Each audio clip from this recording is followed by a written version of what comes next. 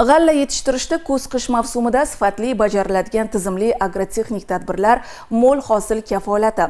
G'allani mahalliy o'g'itlar bilan oziqlantirish bilan bog'liq agrotexnik tadbirlarni sifatli amalga oshirish uchun viloyatimizda bor imkoniyatlar ishga solingan. Mavzuni muxbirimiz Paxtakor tumani misolida davom ettiradi.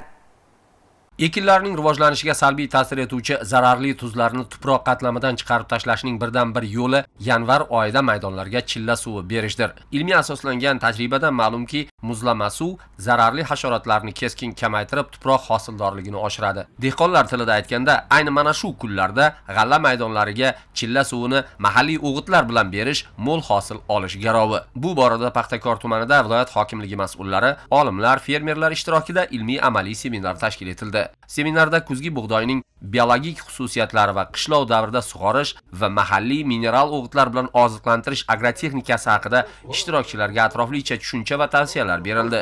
Shu kunlarda Paxtakor tumani g'allakorlari 2026-yil hosili uchun 11700 gektar maydonga ekilgan g'allani mahalliy o'g'itlar bilan oziqlantirish ishlariga bel bog'lashgan. Shu bilan birga 10600 gektar maydonda bahorgi chigit ekish mavsumi uchun yerlarning meliorativ holatini yaxshilashga qaratilgan agrotexnik tadbirlar amalga oshirilmoqda.